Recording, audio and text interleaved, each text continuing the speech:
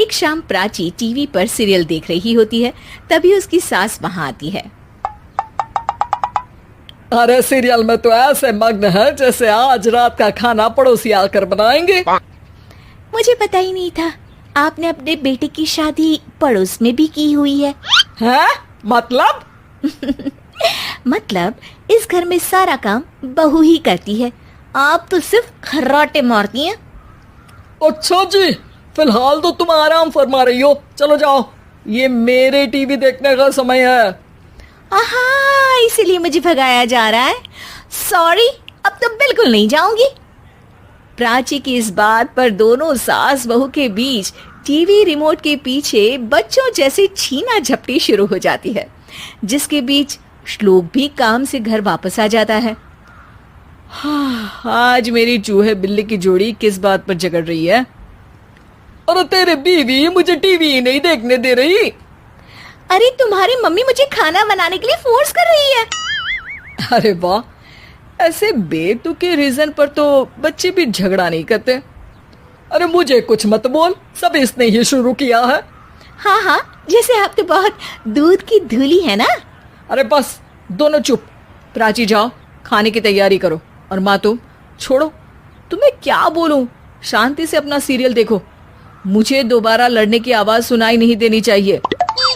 ऐसा बोलकर श्लोक वहां से चला जाता है, जिसके पीछे पीछे प्राची भी कुछ न कुछ बड़बड़ाते हुए रसोई में चली जाती है।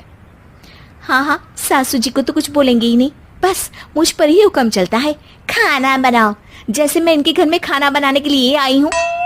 इसी तरह शाम बीतती है और रात को श्लोक और प्राची की सास खाना खाकर सोने चले जाते हैं, लेकिन प्राची गुस्से में कुछ खाए बिना काम में ही लगी रहती है। इस घर में किसी को घंटा फिक्र नहीं पड़ता, मैं खाऊं या भूखी रहूं। प्राची कुछ देर के लिए रसोई से बाहर जाती है और जैसे ही वापस आती है तो वहां दूध का भरा ग्लास देखकर हैरान रह जाती है। फिक्र पूरी है, बस दिखाना नहीं है। प्राची दूध पीकर सोने चली जाती है और अगली सुबह एक बार फिर सास बहू का कार्टून नेटवर्क स्टार्ट हो जाता है। ये तुमने ही किया है। अरे अजीब जबरदस्ती है, मैं बोल रही हूँ मैंने कुछ नहीं किया। दोनों ने मिलकर पूरे घर को पागल खाना बनाया हुआ है। यहाँ कोई नॉर्मल इंसान तो रह ही नहीं सकता, इसीलिए अब पड़ोसी क्या रिश्तेदार भी घर आने से कतराते हैं। और सुन बेटे, तू भी चंगा, तेरी माँ भी चंगी, तेरी बीवी भी चंगी, रिश्तेदार। हाँ जी, आपको नहीं पता क्या, गंगाधर ही शक्तिमान है, रिश्तेदार ही। हाँ हाँ, बस समझ गया। कभी जानवरों जैसे लड़ेंगी तो कभी जुगलबंदी करेंगी।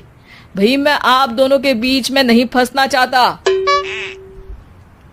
सास बहू की इस मनमौजी जोड़ी से परेशान होकर श्लोक अपना सिर खुजलाता वहां से चला जाता है। चलो अब मैं भी कीर्तन में जा रही हूँ। इस पर जैसे ही सास कमरे में अपना पर्स लेने जाती है तो वहां नाश्ते की प्लेट रखी देख मुस्कुराने लगती है और नाश्ता करके घर से बाहर निकलते हुए कुछ पैसे टेबल पर रख जाती है, जिसके कुछ देर बाद सिलेंडर वाला घर आता है। ओ मोरी मैया, मैं सिलेंडर के बारे में तो बिल्कुल भूल ही गई थी। घर खर्च के सारे पैसे भी मम्मी के पास है और श्लोक से बोला तो उल्टा 4 बात सुनाएंगे। प्राची ये सोच ही रही होती है कि अचानक उसका चेहरा चमक उठता है और वो घर में आकर इधर उधर देखने लगती है।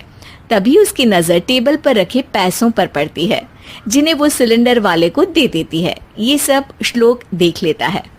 अच्छा बेटे, इतना बड़ा घोटाला, सबके सामने मैं तेरी दुश्मन और पीठ पीछे तेरी मेरी यारी।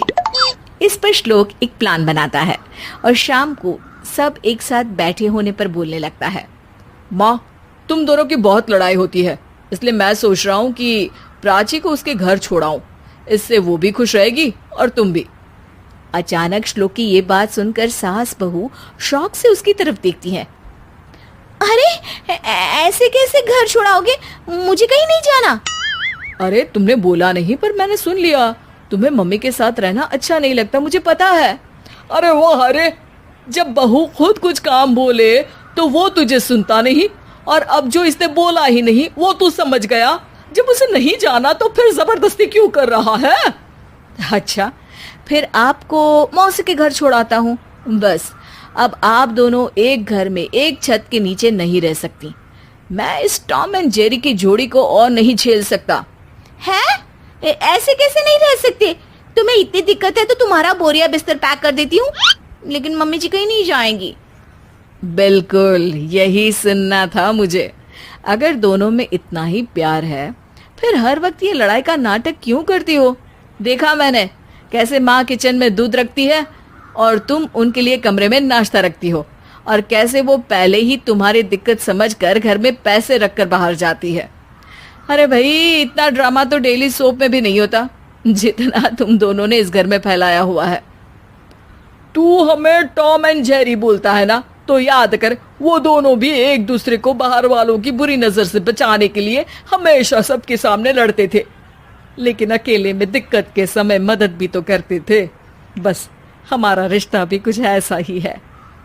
और वैसे भी अगर सास बहू में तू मैं नहीं होती तो दुनिया वालों को कहानियां कैसे मिलेंगी?